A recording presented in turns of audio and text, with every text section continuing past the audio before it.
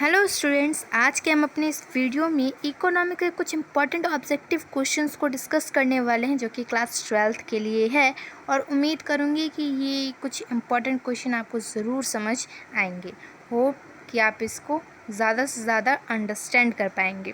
ठीक है, तो चलिए अब अपनी वीडियो को आगे बढ़ाते हैं और हम अपना पहला क्वेश्चन देखते हैं कि हमारा पहला क्वेश्चन पुटअप कर रहा है विकासात्मक व्यय के प्रमुख उदाहरण है। विकासात्मक व्यय यानी कि ऐसा व्यय जो विकास के उद्देश्य से किया जा रहा है। ऑप्शन ए है सड़क, ऑप्शन बी है अस्पताल, ऑप्शन सी है बिजली, ऑप्शन डी है इनमें सभी। तो आपका जो आंसर होगा वो होगा ऑप्शन डी, यानी कि इनमें सभी जो है वो आपका आंसर होगा। ठीक है, क्योंकि सड़क, बिजली, अस्पताल इन तीनों पर विकास के तहत ही इन पर क्या है व्यय किया जाता है। तो ये तीनों के तीनों विकासात्मक व्यय कहलाएंगे। ठीक है, चलिए अब हमारा सेकंड क्वेश्चन है बिहार में प्रति व्यक्ति आय है। बिहार में प्रति व्यक्ति आय है तो ऑप्शन ए है आपका 46,664 रुपये, ऑप्शन बी है 46,665 रुपये, ऑप्शन सी है 50,505 रुपये और डी है इनमें से कोई नहीं। तो आपका जो आंसर होगा वो होगा ऑप्शन ए, यानी 46,664 रुपये बिहार में प्रति व्यक्ति आय है। ठीक है, चलिए अब हमारा थर्ड क्वेश्चन है गेट का फुल फॉर्म क्या है। गेट का फुल फॉर्म क्या है? तो यहाँ पर देखिए हमारे ऑप्शंस आते हैं। हमारा ऑप्शन ए है प्रशुल्क एवं व्यापार पर सामान्य समझौता, ऑप्शन बी है प्रशुल्क पर सामान्य समझौता, ऑप्शन सी है ए और बी दोनों और ऑप्शन डी है इनमें से कोई नहीं। हमारा जो आंसर होगा वो होगा ऑप्शन ए, यानी कि प्रशुल्क एवं व्यापार पर सामान्य समझौता है क्या है गेट का फुल फॉर्म है। ठीक है, चलिए अब हम आगे बढ़ते हैं। हमारा फोर्थ क्वेश्चन है विश्व व्यापार संगठन की स्थापना कब हुई थी। विश्व व्यापार संगठन यानी कि WTO की स्थापना कब हुई थी? ऑप्शन ए है 1986 में, ऑप्शन बी है 1985 में, ऑप्शन सी है 1984 में, ऑप्शन डी है इनमें से कोई नहीं। तो जो आपका आंसर होगा वो होगा ऑप्शन बी 1985, यानी कि 1985 में विश्व व्यापार संगठन का क्या हुआ था स्थापना हुई थी। चलिए नेक्स्ट हमारा क्वेश्चन है विश्व में सबसे ज़्यादा व्यापार होता है। विश्व में सबसे ज़्यादा व्यापार होता है। ऑप्शन ए है बिजली की मशीनें, option B computer, option A बिजली की मशीनें, option B computer, option C वाहन, ऑप्शन डी इनमें से सभी। तो आपका जो आंसर होगा वो होगा ऑप्शन डी, यानी कि इनमें सभी का ही क्या है विश्व में सबसे ज़्यादा व्यापार किया जाता है। चलिए आगे बढ़ते हैं। हमारा नेक्स्ट क्वेश्चन है क्वेश्चन नंबर 6। क्वेश्चन नंबर 6 बोल रहा है सबसे बड़े निर्यातक देश हैं। ऑप्शन ए है अमेरिका, ऑप्शन बी है जर्मनी, ऑप्शन सी है जापान, ऑप्शन डी है इनमें सभी। तो हमारा जो आंसर होगा वो होगा ऑप्शन डी, यानी कि इनमें सब में अमेरिका, जर्मनी, जापान ये तीनों के तीनों ही क्या है सबसे बड़े निर्यातक देश हैं। चलिए नेक्स्ट क्वेश्चन है हमारा क्वेश्चन नंबर 7। आर्थिक उदारीकरण की प्रक्रिया कब प्रारंभ हुई थी? ऑप्शन ए है 1991, ऑप्शन बी है 1995, ऑप्शन सी है 1992, ऑप्शन डी है इनमें से कोई नहीं। हमारा आंसर होगा क्वेश्चन नंबर 7 का ए, यानी कि 1991 में आर्थिक उदारीकरण की प्रक्रिया को अपनाया गया था। क्वेश्चन नंबर 8 है आर्थिक क्रिया का प्रमुख उदाहरण क्या है? ऑप्शन ए है चिकित्सक, ऑप्शन बी है शिक्षक, ऑप्शन सी है व्यापारी, ऑप्शन डी है इनमें सभी। तो हमारा जो आंसर होगा वो होगा ऑप्शन डी, यानी कि ये सारे के सारे की आर्थिक क्रियाएं हैं जिसके द्वारा लोग अपनी आजीविका को चलाते हैं। चलिए हमारा नेक्स्ट क्वेश्चन है क्वेश्चन नंबर 9। गैर आर्थिक क्रियाएं का प्रमुख उदाहरण है। ऑप्शन ए है सामाजिक क्रियाएं, ऑप्शन बी है धार्मिक क्रियाएं, ऑप्शन सी ए और बी दोनों, ऑप्शन डी है इनमें से कोई नहीं। तो हमारा जो आंसर होगा वो होगा ऑप्शन सी, यानी कि ए और बी दोनों। ठीक है, चलिए नेक्स्ट क्वेश्चन है क्वेश्चन नंबर 10। समष्टि अर्थशास्त्र के अंतर्गत आते हैं। ऑप्शन ए है राष्ट्रीय आय, ऑप्शन बी है रोजगार, ऑप्शन सी है मुद्रा और ऑप्शन डी है इनमें सभी। तो हमारा जो होगा आंसर वो होगा ऑप्शन डी, यानी कि इनमें सभी जो है क्या है समष्टि अर्थशास्त्र के अंतर्गत आते हैं। चलिए अब हमारा नेक्स्ट क्वेश्चन है समष्टि अर्थशास्त्र व्याख्या करता है।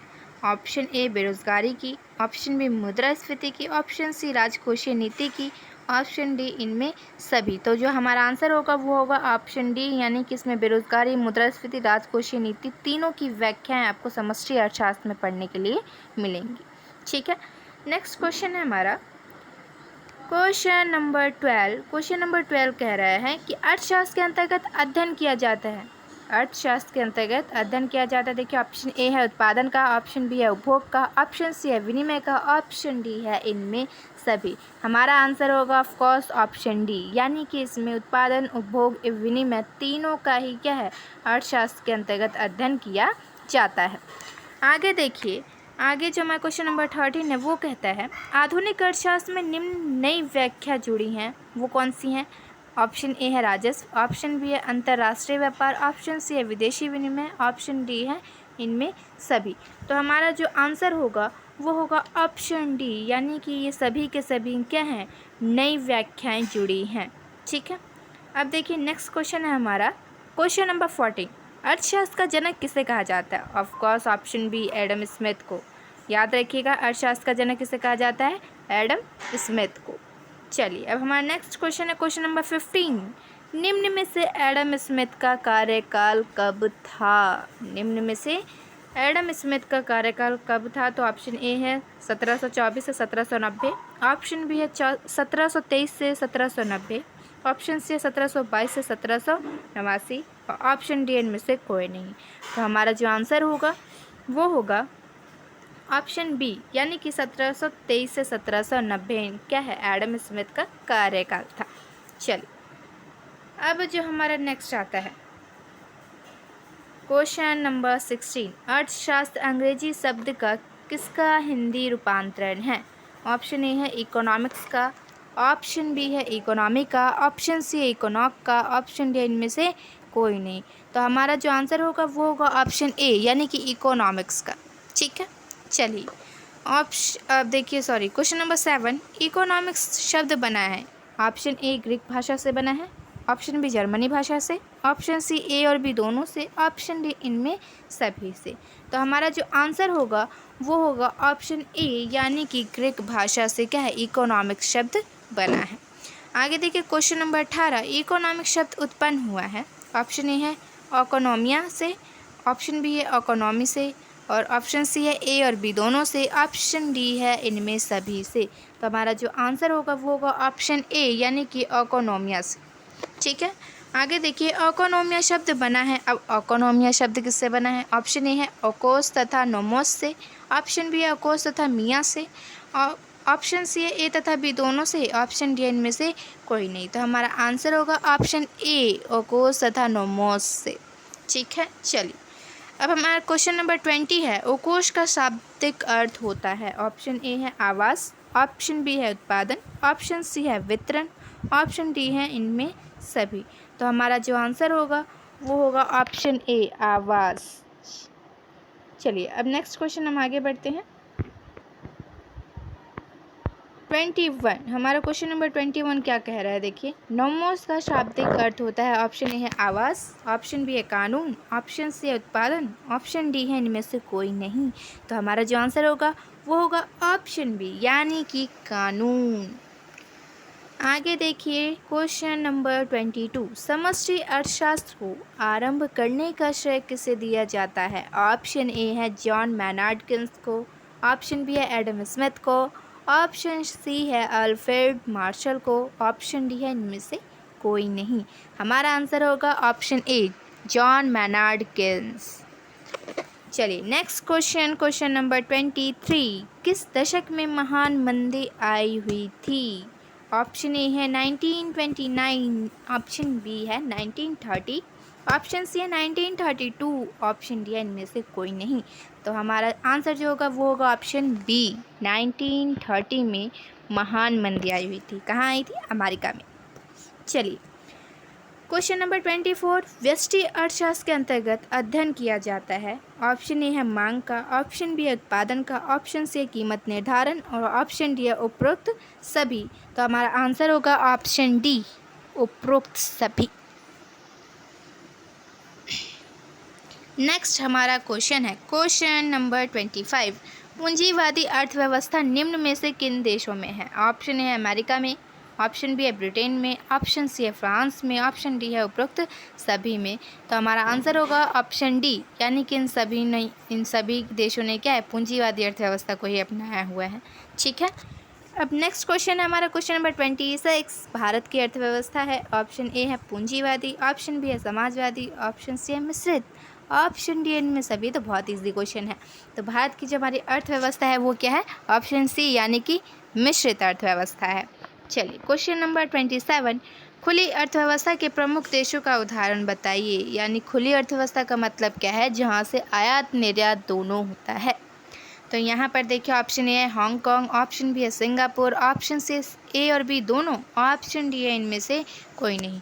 तो हमारा जो आंसर होगा वो होगा ऑप्शन सी, ए और बी दोनों, हांगकांग सिंगापुर दोनों ही क्या है, खुली अर्थव्यवस्था के प्रमुख देश हैं।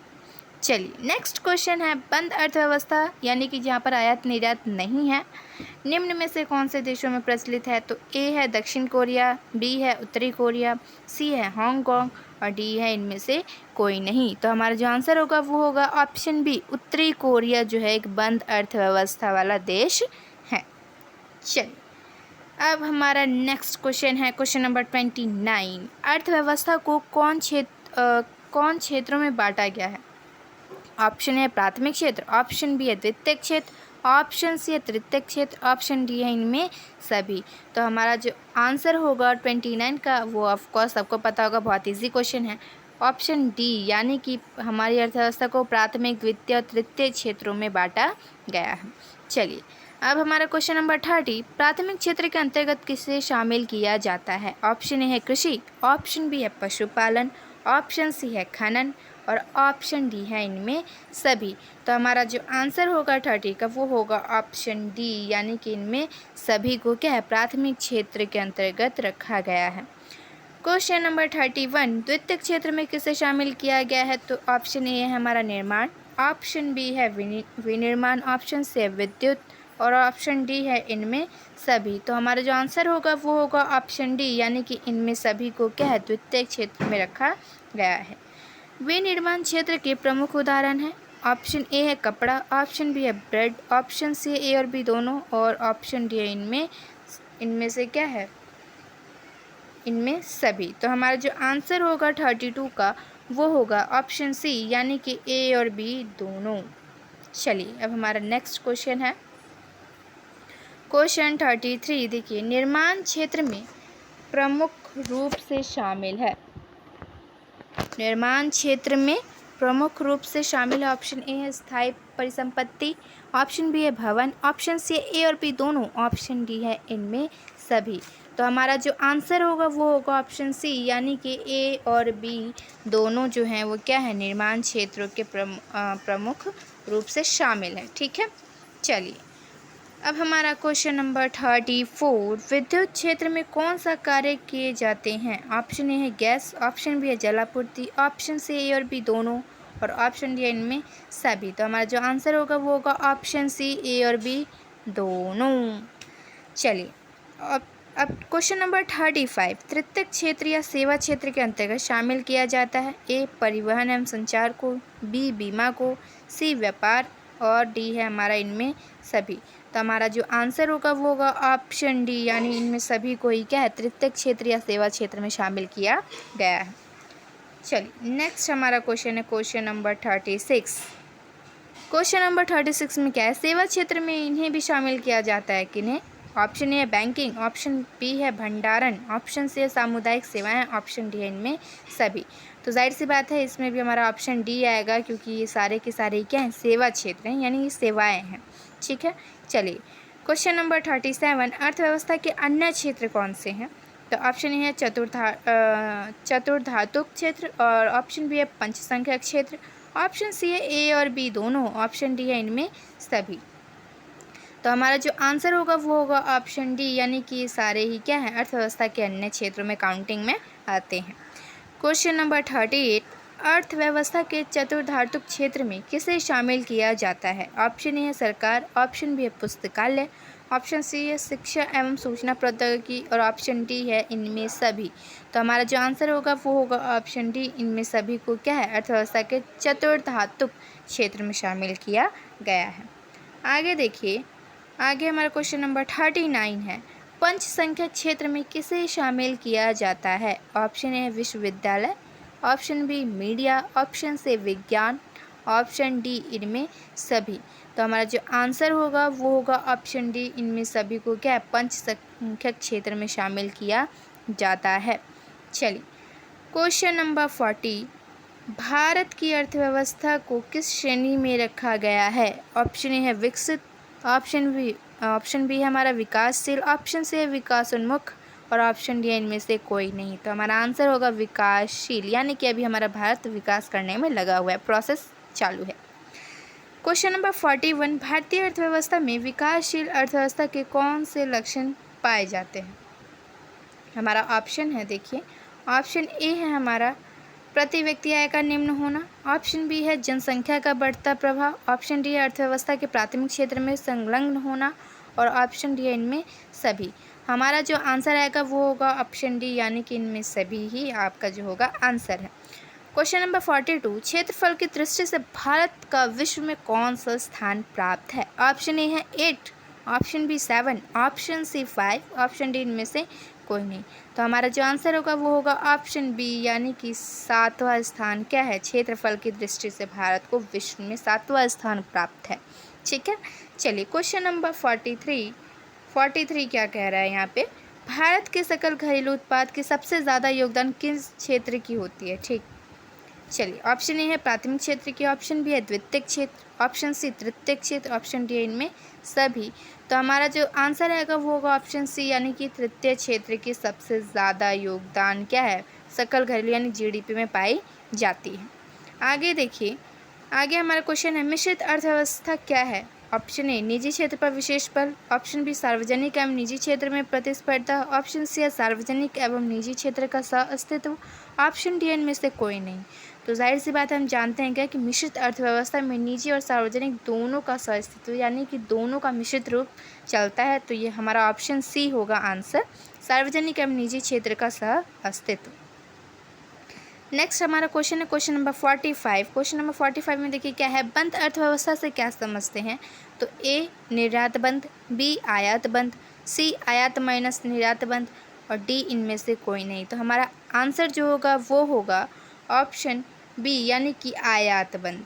ठीक है, कहीं से भी क्या है, कोई भी चीज़ हमारे देश में नहीं आ रही है तो आयात हमने बंद किया हुआ है। चलिए क्वेश्चन नंबर 46, निम्न में से भारतीय अर्थव्यवस्था का लक्षण नहीं है? ऑप्शन ए है दोषपूर्ण संपत्ति विवरण, ऑप्शन बी है तकनीकी पिछड़ापन, ऑप्शन सी है पर्याप्त पूंजी का होना, ऑप्शन डी है इनमें सभी। तो हमारा जो आंसर होगा वो होगा ऑप्शन सी, पर्याप्त पूंजी का होना। ठीक है, चलिए क्वेश्चन नंबर 47, भारतीय अर्थव्यवस्था की कौन सी विशेषता है? ऑप्शन ए कृषि की प्रधानता, ऑप्शन बी उद्योग की प्रधानता, ऑप्शन सी न्यून प्रति व्यक्ति आय इनमें और ऑप्शन डी है इनमें सभी। तो हम जाहिर सी बात है शुरुआत से पढ़ते आए हैं क्या कि हमारी जो भारत की अर्थव्यवस्था है वो एक कृषि प्रधान अर्थव्यवस्था है। ठीक है, तो हमारा 47 का आंसर, लेकिन उद्योग की प्रधानता और न्यून प्रति व्यक्ति आय, ये तीनों की तीनों ही क्या है भारतीय अर्थव्यवस्था की विशेषताओं में शामिल होंगी। तो हमारा 47 का जो आंसर होगा वो होगा इनमें सभी। चलिए क्वेश्चन नंबर 48, मानव विकास सूचकांक में भारत को कौन सा स्थान प्राप्त है? ऑप्शन ए है 188वां और 181वां और ऑप्शन सी 187वां और ऑप्शन डी इनमें से कोई नहीं। तो हमारा 48 का आंसर देखिए ऑप्शन बी होगा 181। ठीक है, आगे देखिए क्वेश्चन नंबर 49 जो है, मानवीय विकास सूचकांक का तत्व निम्न में से कौन नहीं है? ऑप्शन ए है उपभोग व्यय, ऑप्शन बी है शिशु मृत्यु दर, ऑप्शन सी है स्वास्थ्य और ऑप्शन डी है इनमें सभी। तो हमारा आंसर होगा वो है ऑप्शन बी, यानी शिशु मृत्यु दर। क्वेश्चन नंबर 50, मानवीय गरीबी सूचकांक किस वर्ष में विकसित किया गया? ऑप्शन ए 1997, ऑप्शन बी है 2001 में, ऑप्शन सी है 1991 में और ऑप्शन डी इनमें से कोई नहीं। तो हमारा जो आंसर होगा वो होगा ऑप्शन ए 1997 में क्या है मानवीय गरीबी सूचकांक को विकसित किया गया था। चलिए, तो इसी के साथ हमारी वीडियो यहीं पर स्टॉप होती है। आई होप कि आपको ये वीडियो समझ आई होगी। Thank you.